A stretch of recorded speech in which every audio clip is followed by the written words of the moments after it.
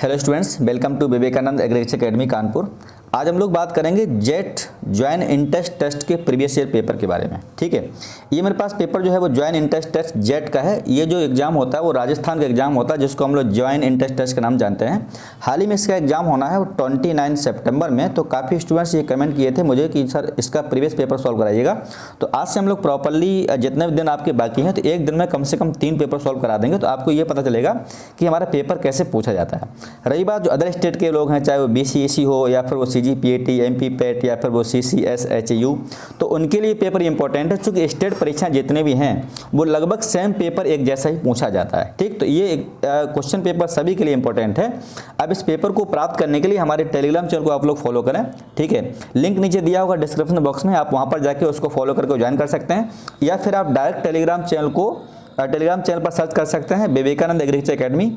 तो आपको वहाँ पर जो है मिल जाएगा। वहाँ पर आपको जितनी PDF होंगी हम वहाँ पर जो है जो लिंक करते जाएंगे। ठीक, एक मैं छोटी इन्फॉर्मेशन दे देता हूँ जेट एग्जाम के स्टूडेंट्स के लिए। जो भी जेट एग्जाम दे रहे हैं वो बच्चे कुछ कमेंट किए थे कि अब PCM वाला स्टूडेंट्स क्या एग्रीकल्चर कर सकता है। देखिए, स्टेट में ऐसा नहीं होता है। अगर आप स्टेट में PCM स्टूडेंट्स हैं, मतलब फिजिक्स केमिस्ट्री मैथ, या फिर आप PCB स्टूडेंट्स हैं फिजिक्स केमिस्ट्री बायो, या फिर आप एग्रीकल्चर स्टूडेंट्स हैं PAG, या फिर बोल सकते हैं उसको ACB, या फिर ABC बोलते हैं, कुछ बच्चे BCA बोलते हैं, कुछ भी बोलें चले। ठीक, PCM वाला स्टूडेंट्स यहाँ पर अगर मैं बात करूँ, यहाँ पर PCM वाले जो स्टूडेंट्स हैं वो इस PCM वाले में फिजिक्स का 40 क्वेश्चन सॉल्व करेंगे। ठीक है, टोटल 120 क्वेश्चन आते हैं। केमिस्ट्री का यहाँ पर 40 क्वेश्चन सॉल्व करेंगे और आपका जो मैथ है वो 40 क्वेश्चन सॉल्व करेंगे। सेम ऐसे ही बायोलॉजी का 40 क्वेश्चन, केमिस्ट्री क्वेश्चन यहाँ पर 40 क्वेश्चन, आपका 40 क्वेश्चन यहाँ सॉल्व करेंगे। 120 क्वेश्चन यहाँ भी होगा। ऐसा सेम यहाँ भी है, एग्रीकल्चर का 40 क्वेश्चन, ठीक है, और केमिस्ट्री का 40 क्वेश्चन, और आपका जो है लास्ट वाला बायोलॉजी का 40 क्वेश्चन। यहाँ पर केवल डिफरेंस जो होगा वो फिजिक्स और यहाँ पर लेके होगा। ठीक है, बायोलॉजी मैथ में फिजिक्स एंड केमिस्ट्री कॉमन होगी। ठीक है, यहाँ पर केवल जो डिफरेंस होगा मैथ और बायो का होगा, और एग्रीकल्चर में यहाँ पर बायोलॉजी में केवल यहाँ डिफरेंस होगा एग्रीकल्चर का। ठीक, जो एग्रीकल्चर में यहाँ पर आपको ये डिफरेंट सब्जेक्ट है, बाद में केमिस्ट्री बायो वही होगी जो केमिस्ट्री बायो यहाँ पर होती है। ठीक, ये छोटी इन्फॉर्मेशन थी जो हमने आपको दी। आप इसी तरीके से पेपर को अटेम्प्ट करेंगे। ठीक, हम लोग पेपर को सॉल्व करते हैं। आज मेरे पास केमिस्ट्री पेपर है। ठीक है, बाद बाकी एक दिन में कम से कम हम 3 पेपर यहाँ पर जरूर सॉल्व करेंगे आप लोगों के लिए। देखिए, तो हम लोग बात करते हैं केमिस्ट्री कुछ क्वेश्चन के बारे में। मेरे पास केमिस्ट्री के जो क्वेश्चन है वो 2019 पेपर में 40 क्वेश्चन है। ठीक है, इसमें कुछ क्वेश्चन सॉइल साइंस से भी हैं। ठीक है, सॉइल साइंस मानी एग्रीकल्चर में सब्जेक्ट आता है उसके बारे में।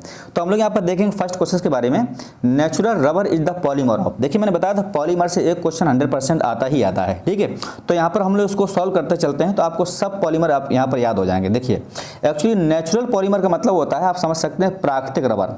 जो प्राकृतिक द्वारा प्राप्त होते हैं उनको हम लोग नाम देते हैं प्राकृतिक रबर। अब यहाँ पर मैं टेबल बना दूं कौन कौन से नेचुरल पॉलीमर होते हैं। सबसे पहला यहाँ पर है स्टार्च। क्या है? स्टार्च। अब पूछा जाएगा कि स्टार्च का मोनोमर क्या है, तो स्टार्च का जो मोनोमर होता है वो होता है अल्फा डी ग्लूकोज। क्या होता है? Alpha D glucose. इन पॉइंट को आप जरूर नोट कर लें। ठीक है, पेपर जितना सॉल्व कराएंगे आपको कुछ ना कुछ यहाँ से बेनिफिट जरूर होगा। स्टार्च है हमारा नेचुरल पॉलीमर, इसका मोनोमर होता है अल्फा डी ग्लूकोज। सेकेंड यहाँ पर अगर बात करें नेचुरल पॉलीमर, देखिए यहाँ तो आंसर आपका आइसोप्रीन होगा। ठीक है, तो हम लोग फिर भी लिखते हैं। और अगला यहाँ पर है सेलुलोज। क्या है? सेलुलोज होता है। वो भी क्या है, जैसे देखा जो प्लांट से की सेलवाल होती है किसकी बनी होती है? सेलुलोज की। तो ये नेचुरल द्वारा प्राप्त होता है तो इसको हम लोग नाम बोलते हैं सेलुलोज। और सेलुलोज का जो मोनोमर है वो होता है बीटा डी ग्लूकोज। ये बहुत कन्फ्यूजन होता है। ठीक है, क्या नाम होता है? Beta D glucose. अब देखिएगा, अल्फा डी ग्लूकोज स्टार्च का है, बीटा डी ग्लूकोज किसका है? सेलुलोज का है। अगला अगर हम लोग पॉलीमर की बात करें तो इधर लिख देते हैं। नेक्स्ट पॉलीमर हमारा है प्रोटीन। तो प्रोटीन किसकी इकाई क्या होती है? Amino acid. तो इसका जो मोनोमर होता है क्या होता है? Amino acid. ठीक, अगला देखते हैं नेक्स्ट अगर बात करें तो न्यूक्लिक एसिड यानी न्यूक्लिक अम्ल। तो न्यूक्लिक एसिड का जो मोनोमर होता है वो होता है न्यूक्लियोटाइड। क्या होता है? न्यूक्लियोटाइड। ठीक है, आप लिखते जाएं। अगला जो हमारा यहाँ पर नेक्स्ट है वो आपका है आइसोप्रीन। आइसोप्रीन भी एक क्या है? ये पॉलीमर है और ये कैसा है? Natural polymer. और आइसोप्रीन का जो मोनोमर होता है वो होता है पॉली आइसोप्रीन। तो आप लोगों को नेचुरल पॉलीमर याद हो गए। अगर कभी किसी एग्जाम में नेचुरल पॉलीमर आएगा तो इसी में से आपका फंस जाए। कौन कौन? Starch alpha D glucose, cellulose beta D glucose, protein amino acid, nucleic acid nucleotide, और आइसोप्रीन किसका होता है? पॉली आइसोप्रीन का। ठीक है, चलिए हम लोग बात करते हैं सेकंड क्वेश्चन के बारे में। अगला क्वेश्चन हमारा सेकंड है, which out of the following belong to 3D series. तो 3D सीरीज मतलब डी ब्लॉक पूछ रहा है। डी ब्लॉक में 3 श्रेणियां हैं, 3 श्रेणियां इसमें 3D 4D 5D। तो 3D में यहाँ पर आता है कॉपर, इसका नंबर है 29, ठीक है 29 नंबर। तो इसका जो ये एक्सेप्शन है, इसका इलेक्ट्रॉन कॉन्फ़िगरेशन होता है वो होता है 3D10 और 4s1, ठीक है, ये होता है 4s1। तो ये 3D का है, तो यहाँ पर आ जाएगा आंसर सही हमारा फर्स्ट करेक्ट। बात करते हैं क्वेश्चन नंबर 3 के बारे में। थर्ड क्वेश्चन देखेंगे यहाँ पर जो है, which reaction is suitable for the preparation of alpha chloroacetic acid, ठीक है, अल्फा क्लोरोएस्टिक एसिड। देखिए अब ये कह रहा है अल्फा क्लोरोएस्टिक एसिड, इसका मतलब आप समझ रहे हैं, इसका मतलब ये अल्फा क्लोरोएस्टिक एसिड मैं यहाँ बना देता हूँ एस्टिक एसिड, ठीक है, CH3COOH। ठीक, आप लोग टेलीग्राम चैनल जरूर फॉलो करें, ठीक है, टेलीग्राम चैनल का लिंक आपको डिस्क्रिप्शन में मिल जाएगा। ये जितनी PDF है हम सभी टेलीग्राम चैनल को उस पर लिंक करते जाएंगे, ठीक है। आप नहीं तो टेलीग्राम उसको डाउनलोड करके उस पर सीधा सर्च करिए विवेकानंद एग्रीकल्चर एकेडमी, आपको वहाँ पर मिल जाएगा, आप उसको फॉलो करें, ठीक है, और उसको ज्वाइन कर लें तो आपको जितनी PDF सब मिलती जाएंगी।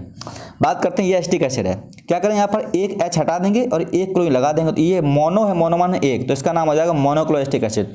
ये बनाते हैं किसके द्वारा, HBZ रिएक्शन के द्वारा, ठीक है, HBZ। इसको बोलते हैं हेल बोलहार्ड जेलेंस्की अपक्रिया, इसका नाम होता है हेल बोलहार्ड जेलेंस्की अपक्रिया, जेलेंस्की रिएक्शन, ठीक है। इसमें क्या करते हैं, देखिए क्लोरीन उसी कंपाउंड से रिएक्शन करती है ऑर्गेनिक केमिस्ट्री में जिनमें अल्फा हाइड्रोजन पाई जाती है। तो ये आपका कार्बोक्सिलिक है, ये जो यहाँ पर बचेगा ये हाइड्रोजन वाली हो जाएंगी, 3 हाइड्रोजन क्या हो जाएंगे यहाँ पर अल्फा हाइड्रोजन। तो अब यहाँ से निकलेगा क्लोरीन, हाइड्रोजन निकालेगा एक एक लेके, ठीक, ऐसे रिएक्शन देखिए बता दो आपको, ये हमारा एस्टिक एसिड है CH3COOH, ठीक। अब रिएक्शन करा दो मैं क्लोरीन के साथ में, राइट।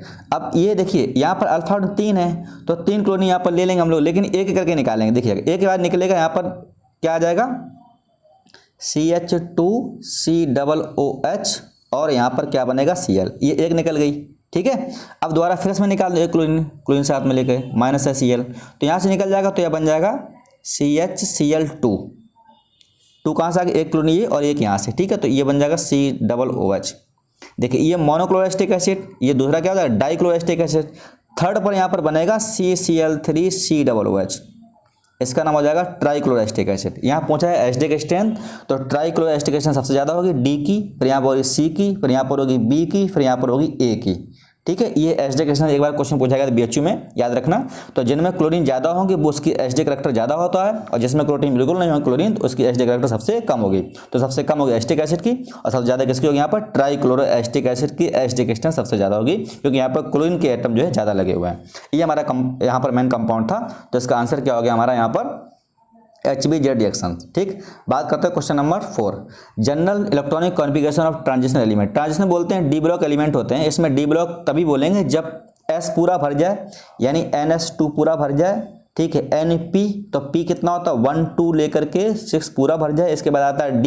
तो यहाँ पर आंसर आपका मैच करेगा इस वाले केस में, वो यहाँ पर आंसर होगा तीसरा सही, ठीक है, थर्ड ऑप्शन सी, N-1D 1 से लेकर 10 तक और NS2 1 से लेकर 2 तक, ठीक है। चलिए बाद बाकी यहाँ पर कोई मैच नहीं कर रहा है, 1 2 N, ठीक है, आंसर यहाँ पर होगा तीसरा सही, ठीक है। NS2 यहाँ पर लिखा NP नहीं लिखा हुआ है, आंसर यहाँ पर राइट है, चौथा सही है, ठीक है, ये गलत ऑप्शन है, ठीक है। तीसरा चूंकि चौथे में यहाँ पर NP लिखा हुआ P6 है, NS P6 यहाँ पर N-1 और 1 से लेकर D तक पूरा भरेगा, ठीक है। चलिए अब लोग बात करते हैं क्वेश्चन नंबर 5 के बारे में। 5 क्वेश्चन अगर देखेंगे, बड़ा अच्छा क्वेश्चन यहाँ पर है, ये क्वेश्चन कई बार पूछा भी गया है, ठीक है, और इसमें 2-3 क्वेश्चन बनते भी हैं। देखिए द प्रेजेंस ऑफ अनसैचुरेशन मतलब double bond in the organic compound can be tested by the. Unsaturated होता है, टेस्ट होता है, असंतृप्त परीक्षण किसमें होता है, एल्कीन का परीक्षण होता है। और उसमें क्या होता है, अगर पूछे कि अनसैचुरेटेड टेस्ट का क्या है, तो उसको हम लोग नाम देते हैं बेयर टेस्ट, बेयर रिजेंट के द्वारा। अब पूछा है अगर बेयर रिजेंट क्या होता है, तो हम लोग ऐसे कहते हैं 1% यानी 1%, 1% डाइल्यूट एल्केलाइन यानी क्षारीय KMnO4 solution, KMnO4 solution are called Baeyer reagent. 1% क्षारीय तनु KMnO4 को क्या नाम देते हैं, बेयर अपकर्मक। और ये क्या करता है, एल्कीन रिएक्शन जब करता है तो बनाता है कंपाउंड ग्लाइकॉल, याद रखना क्या बनाता है, ग्लाइकॉल, ठीक है। ये क्वेश्चन कई बार पूछा जा चुका है, ये क्वेश्चन रिपीट हो सकता है। क्वेश्चन नंबर देखते हैं 6 नंबर। अगला नंबर हमारा है ये एग्रीकल्चर क्वेश्चन है, chemical which use to remove X exchangeable sodium form the surface of the soil. रासायनिक जो विनिमयशील सोडियम को मृदा सतह से हटाने में काम आता है, तो उसको हम लोग नाम दिया जाता है, उसको नाम देते हैं यहाँ पर जिप्सम। पहला आंसर सही होगा। ठीक है, ये क्वेश्चन आपका एग्रीकल्चर का है। लिथियम सो डायगोनल रिलेशनशिप, देखिए ये एक शब्द होता है, आवर्त सारणी पढ़ा होगा आपने, विकर्ण समानता। तो यहाँ पर क्या, देखिए मैं आपको बता दूं क्वेश्चन में इसके बारे में। ठीक है, ये क्वेश्चन कई बार पूछा जा चुका है, याद रखिएगा। लीमग बेल बसी, लीमग और बेल, BEL और एल्युमिनियम, बसी माने होता है बोरान और सिलिकॉन। तो लिथियम की विकर्ण समानता होती है मैग्नीशियम के साथ में, बेलियम को होती है एल्युमिनियम के साथ में, और बोरन को होती है सिलिकॉन के साथ में। तो लीमग बेल बसी, ठीक है, क्या हो जाएगा यहाँ पर लीमग बेल बसी। तो लिथियम क्या आंसर हो जाएगा, मैग्नीशियम के साथ। याद रखना, ये 3 क्वेश्चन बहुत इंपॉर्टेंट हैं, याद रखने हैं इसको, नोट कर ले इस पॉइंट को। हम लोग बात करते हैं यहाँ पर नेक्स्ट क्वेश्चन के बारे में। देखिए बात करते हैं क्वेश्चन नंबर 8 के बारे में। 8 नंबर क्वेश्चन है, natural factors affecting soil fertility, मृदा उर्वरता को प्रभावित करने वाला प्राकृतिक कारक क्या है। ये भी क्वेश्चन एग्रीकल्चर का है, तो इसको हम लोग बोलते हैं टोपोग्राफी, स्थलाकृति, यानी आंसर होगा हमारा पहला सही। ठीक है, बात करते हैं क्वेश्चन नंबर 9 के बारे में। 9 नंबर हाइब्रिडाइजेशन से है। ठीक है, हाइब्रिडाइजेशन का मैंने एक ट्रिक दिया था, हाउ टू फाइंड हाइब्रिडाइजेशन, उसको देख सकते हैं, उसमें ट्रिक काफ़ी अच्छा दे रखा है। ये कह रहा है कि DsP2 हाइब्रिडाइजेशन किसका हो। देखिए एक होता है, यहाँ पर आप देख सकते हैं D में 1 होगा, S में 1 है प्लस, और यहाँ पर P में कितना है, 2 है। तो आप इसको ऐड करिएगा, 1 1 2 कितना होगा, 4। तो 4 वाले में या तो होगा टेट्राहेड्रल, या तो होगा या तो होगा स्क्वायर प्लेनर, 2 ही ऑप्शन होते हैं। लेकिन टेट्राहेड्रल तब होता है जब हमारा sp3 हाइब्रिडाइजेशन होगा। तो इसके यहाँ टोटल कितना होगा, 4। लेकिन यहाँ पर D दिया हुआ है, तो इसका होता है स्क्वायर पिरामिडल, स्क्वायर प्लेनर। ठीक है, इसको बोलते हैं हम लोग स्क्वायर प्लेनर। राइट आंसर होगा यहाँ पर चौथा सही, वर्ग समतलीय होता है यहाँ पर। ठीक है, हाइब्रिडाइजेशन। चलिए अब बात करते हैं क्वेश्चन नंबर 10 के बारे में। क्वेश्चन देखिए काफ़ी अच्छे क्वेश्चन है। Acetylene when react with the sodium या sodamide to form dihydrogen gas which so acetylene is acidic in nature. याद रखना है, क्वेश्चन पूछा जाता है कौन सी एल्काइन सोडियम से या फिर सोडामाइड से रिएक्शन करती हैं, तो वही एल्काइन रिएक्शन करती हैं जो टर्मिनल होती हैं। अब इसका मतलब क्या, टर्मिनल, मैं 2 एग्जाम्पल ले लूँ यहाँ पर। मान लो हमने कुछ ऐसे लिख दिया, ये भी एक कोई एल्काइन है, क्योंकि यहाँ पर ट्रिपल बॉन्ड है कार्बन कार्बन बीच में। ठीक, और यहाँ पर ए भी एक एल्काइन है, मैं ऐसे लिख देता हूँ CH ट्रिपल बॉन्ड CH। अब यहाँ पर बोले कि इसमें कौन सा कंपाउंड है जो सोडियम या सोडियम रिएक्शन करेगा, तो आंसर बताएंगे ये वाला। क्यों, ये जो ट्रिपल बॉन्ड से किनारे पर हाइड्रोजन होती है टर्मिनल, ये निकल जाती है। लेकिन अब सोडियम साथ यहाँ पर देखते हैं इस वाले में हाइड्रोजन कहीं पर नहीं है, तो इसको हम लोग बोलते हैं ये रिएक्शन नहीं देगी। ठीक है, तो जितने भी टर्मिनल एल्काइन होती हैं, यानी टर्मिनल कौन होती हैं, जो किनारे पर हाइड्रोजन लगा होता है, ठीक है, वही केवल सोडियम रिएक्शन करता है, और इसको हम लोग बोलते हैं एसिडिक प्रॉपर्टी। तो हमारा यहाँ पर राइट आंसर जो होगा वो क्या होगा, एसिडिक प्रॉपर्टी, यानी नंबर 1 आंसर सही होगा। ठीक, बात करते हैं क्वेश्चन नंबर हम लोग यहाँ पर 11 के बारे में। Molar mass of water, molar mass का सीधा मतलब है अणुभार, यानी जल का मोलर मास क्या होगा। तो वाटर क्या होता है, H2O फार्मूला होता है।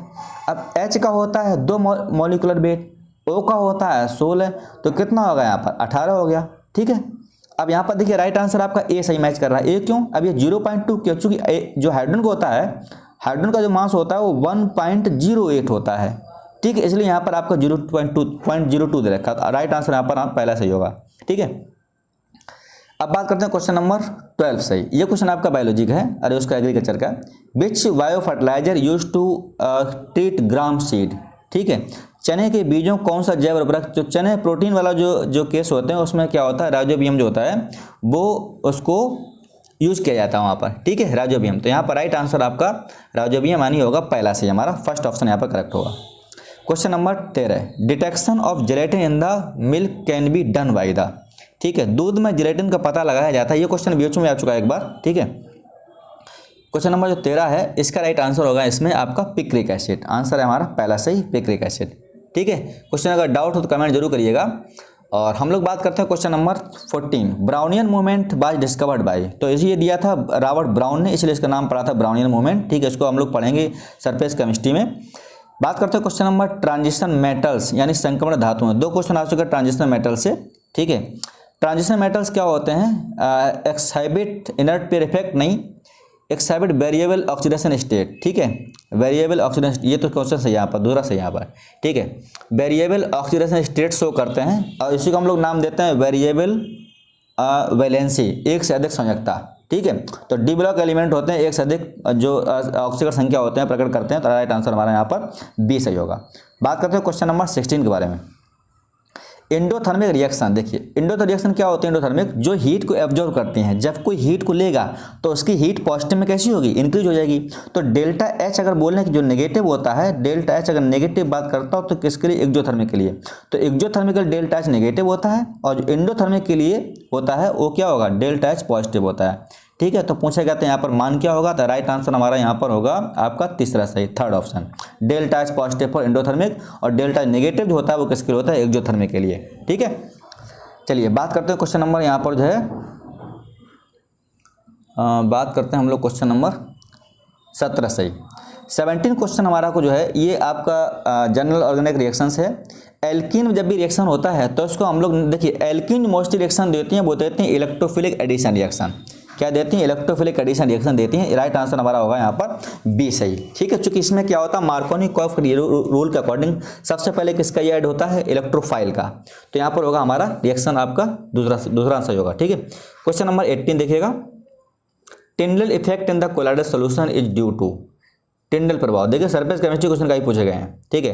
टिंडल इफेक्ट जो होता है वो किसके कारण होता है सोल्यूशन में, तो जो टिंडल इफेक्ट का जो रीजन होगा, मेन पहला यहाँ पर पॉइंट है आपका एब्जॉर्प्शन ऑफ, इसमें आंसर दूसरा सही होगा हमारा, जिसमें आंसर लिखा हुआ आपका हिंदी में लिखा हुआ प्रकाश के प्रकीर्णन होने का, यानी स्कैटरिंग ऑफ लाइट। बात करते हैं क्वेश्चन नंबर 19 के बारे में। Law of multiple proportions was given गाई, गुणित अनुपात का नियम, ये तो कक्षा आपने क्लास 9th में पढ़ा होगा, ठीक है। जो लॉ ऑफ केमिकल लॉ है, रसायन संयोग का नियम है, उस एक क्वेश्चन पूछा जाता है। तो यहाँ पर राइट आंसर इसका होगा, जॉन डाल्टन ने दिया था वो आपका मल्टीप्लिकेशन प्रोपेगेशन, गुणित अनुपात का नियम जॉन डाल्टन दिया था, ठीक है। क्वेश्चन नंबर देखते हैं यहाँ पर अगला, नेक्स्ट क्वेश्चन है 20 question number, percentage quantity of nitrogen in the di ammonium phosphate, ठीक। इसको मतलब क्या बोल सकते हैं हम लोग, डीएपी बोल सकते हैं, डाई अमोनियम फॉस्फेट। तो डीएपी का जो मॉलिक्यूलर फार्मूला जो वेट होता है, मॉलिक्यूलर मास होता है वो होता है 132, ठीक है, 132। अब इसका फार्मूला क्या है, मैं देखिए थोड़ा सॉल्व कर दूं, थोड़ा क्वेश्चन में मिस्टेक भी है, यहाँ पर 21% आना चाहिए लेकिन यहाँ पर है नहीं, तो हम लोग देखते हैं। इसका जो फार्मूला होता है वो होता है डाई अमोनियम फॉस्फेट, ये हो गया हमारा अमोनियम, डाई का मतलब 2 और हाइड्रोजन फॉस्फेट HPO4, ये है हमारा डीएपी का सूत्र होता है, ठीक है। इसके जब निकालेगा मॉलिक्यूलर वेट, तो ये मॉलिक्यूलर वेट जो आपका हो जाएगा वो हो जाएगा 132, ठीक है। अब परसेंट निकाले नाइट्रोजन का, तो ऊपर यहाँ पर नाइट्रोजन आपके 2 दे रखे हैं, तो नाइट्रोजन एक कितना होता है 14, तो 2 का हो जाएगा 28%, यानी 100 अपॉन टोटल मास 132। इसको सॉल्व करेंगे तो यहाँ पर आएगा 21%, ठीक है। लेकिन ऐसा कोई आंसर है नहीं, तो इसमें जो नियरेस्ट इसका आंसर होगा वो होगा 18, 19, 20, आंसर होगा यहाँ पर 18 सही, नियरेस्ट कोई नहीं, लेकिन राइट आंसर यहाँ पर 21 सही होगा, ठीक है। आप देख सकते हैं यहाँ पर जो भी लगाना चाहें, ठीक है। क्वेश्चन नंबर 21 क्वेश्चन नंबर है, reagent used for convergence of acid chloride into corresponding aldehyde into the one step. इस रिएक्शन हम लोग नाम देते हैं रोजेनमोड रिएक्शन। अगर आपको याद हो, रोजेनमोड रिएक्शन क्या करती है, एसिड क्लोराइड यानी RCOCl, ये हमारा क्या है एसिड क्लोराइड, इसमें हम लोग हाइड्रोजन गैस इंट्रोड्यूस करते हैं in presence of PDBSO4, palladium barium sulphate, NCERT में भी है, उबलती हुई जाइलिन में, ठीक है, उबलती हुई जाइलिन में जब हीट करते हैं तो ये H निकाल लेता है HCl, यहाँ पर H आ जाता है, यानी कंपाउंड जो हमारा मेन बनता है वो RCHO एल्डिहाइड बनाने की रिएक्शन होती है। इसको हम लोग नाम देते हैं रोजेनमोड रिएक्शन। क्या नाम देते हैं, रोजेनमोड रिएक्शन। तो रोजेनमोड रिएक्शन से कीटोन नहीं बनता है, केवल क्या बनता है, ओनली एल्डिहाइड। नाम होगा यहाँ पर पहला सही, PDBSO4 इन क्यूनोलिन, ठीक है, आंसर है पहला सही। अब बात करते हैं 22 क्वेश्चन बारे में। 22 नंबर क्वेश्चन है वो, if the difference in the boiling point of two liquid not much which distillation use to preparation of the liquid, ठीक है। जब दो द्रवों के क्वथनांकों में पर्याप्त अंतर ना हो तो द्रवों के पृथक्करण के लिए कौन सा आसमन किया जाता है, तो उसका जो आसमन का नाम होता है उसको हम लोग नाम देते हैं प्रभाजी आसमन, यानी फ्रैक्शनल डिस्टिलेशन, आंसर होगा पहला सही। इसी हम लोग शुद्धिकरण करते हैं पेट्रोल का, पूछा जाता है कि पेट्रोल शुद्धिकरण कैसे करते हैं, तो प्रभाजी आसमन द्वारा, ठीक है। तो ये क्वेश्चन आपका पूछा गया था BHU में, तो हम लोग यहाँ पर चर्चा कर लिया, तो याद रखना। Question number 23, carbocation are more stable, तो tertiary carbocation are more stable होता है। इसमें टर्सरी का आंसर देखें तो दूसरा वाला सही होगा, ठीक है, तृतीय कार्बोकेटायन। क्वेश्चन नंबर 24, और contaminated beach with undesired material is known as, तो उसे नाम देते हैं हम लोग स्लैग का, ठीक है। अयस्क अवांछित पदार्थों द्वारा जो सदूषित होता है उसे कहते हैं slag. Question number 25, deficiency of which nutrient delay flowering fruiting maturity in the plant, ये क्वेश्चन आपका एग्रीकल्चर का है। किस पोषक तत्व की कमी से पौधों में पुष्पन फलन परिपक्वता देरी से होता है, ठीक है, तो इसको हम लोग बोल सकते हैं यहाँ पर फास्फोरस आंसर सही होगा, पोटास फास्फोरस, यहाँ पर राइट आंसर आपका तीसरा सही होगा। Question number 26, which of the following reaction example of nucleophilic substitution reaction, देखिए ये बड़ा अच्छा क्वेश्चन है। देखिए नेम रिएक्शन यहाँ पर कई सारी इंपॉर्टेंट है। ऑर्गेनिक केमिस्ट्री आप देख रहे हैं मोस्टली यहाँ पर इंपॉर्टेंट है, तो मैं हमेशा बोलता हूँ कि स्टेट परीक्षाओं में ऑर्गेनिक केमिस्ट्री इनऑर्गेनिक मस्ट है। देखिए अब यहाँ पर कह रहा है न्यूक्लियोफिलिक सब्स्टिट्यूशन रिएक्शन, मतलब न्यूक्लियोफाइल के द्वारा, जिसके द्वारा OH1 नेगेटिव द्वारा कुछ अगर निकल रहा हो, ठीक है, CN के द्वारा कुछ निकल रहा हो अगर, ठीक है, नाइट्रो ग्रुप के द्वारा कुछ निकल रहा हो कहीं से अगर, ठीक है, माइनस, तो मतलब नेगेटिव अगर देखते हैं फर्स्ट क्वेश्चन में, ये आपकी रिएक्शन बुर्ज रिएक्शन है, ठीक है। ये क्या रिएक्शन है? बुर्ज रिएक्शन है। यहाँ पर ड्राई ईथर प्रेजेंस में रिएक्शन होती है सोडियम के साथ में, तो यहाँ बनता है आपका एल्केन। बात करें जो क्वेश्चन नंबर आपका, ये रिएक्शन तो है नहीं, देखिए थर्ड भी ऑप्शन नहीं है, आंसर ये बात चौथा सही है। कैसे चौथा सही है? देखिए चौथा इसलिए सही है, अगर मैं ऐसे लिख दूं यहाँ पर RX और प्लस, मैंने क्या बताया था, यहाँ पर KOH है, तो इस KOH ब्रेक करेंगे अगर, तो ये OH माइनस हो जाएगा, ये पॉजिटिव हो जाएगा। इस OH के द्वारा क्या होगा, X यहाँ से निकल जाएगा। किसी का यहाँ से एटम ग्रुप का निकलना कहलाता है सब्स्टिट्यूशन। अब किसके द्वारा निकल रहा है, तो न्यूक्लियोफाइल द्वारा, ये न्यूक्लियोफाइल है, ठीक है। तो न्यूक्लियोफाइल द्वारा जब निकलेगा तो इसका नाम हो जाएगा न्यूक्लियोफिलिक सब्स्टिट्यूशन रिएक्शन, ठीक है। तो यहाँ पर राइट आंसर हमारा चौथा सही है। क्वेश्चन बात करेंगे 27 के बारे में। एटॉमिक साइज यहाँ पर के बारे में पूछा गया है, ठीक है। Which of the following atoms will have the smallest size, देखिए साइज नीचे जाने पर बढ़ता है, ठीक है। मैं यार बात करूँ लिथियम LINA लीना के रब से R सीजियम, तो नीचे साइज बढ़ेगा, ठीक है। अब बात करते हैं पीरियड क्या होता है, पीरियड में साइज डिक्रीज करता है, ठीक। अब यहाँ पर देखेंगे मैग्नीशियम यानी दो यहाँ पर ग्रुप दिए गए आपको, हम यहाँ बात कर लेते हैं दोनों ग्रुप बारे में। इधर आपका बेरिलियम है, तो बेरिलियम है, मैग्नीशियम है और कैल्शियम है, ठीक है। तो देखिए इधर जाना ऐसा हो जाएगा, तो कम किसका हो रहा है, बेरिलियम का, तो राइट आंसर होगा हमारा यहाँ पर थर्ड ऑप्शन सही है। क्वेश्चन नंबर देखेंगे सैलाइन pH, ठीक है, ये भी क्वेश्चन आपके उसी का है सॉइल साइंस का। Which of the fall correct saline soil, मतलब लवणीय मृदा के लिए pH की वैल्यू यहाँ पर क्या होगी, तो जो pH की वैल्यू होगी वो होगी लवणीय मृदा के लिए, साल्टी के लिए। ये क्वेश्चन एग्रीकल्चर का है तो मुझे इतना यहाँ पर कंफर्म नहीं है, लेकिन मैं आंसर बता दे रहा हूँ आपको, अगर कन्फ्यूजन हो तो मुझे बताइएगा, ठीक है। इसमें आपका आंसर तीसरा दे रखा है, exchangeable sodium less than the 15%, ठीक है। चलिए क्वेश्चन बात करते हैं हम लोग 29 बारे में। ये क्वेश्चन अच्छा है, देखिए कॉन्जुगेट बेस पूछा है।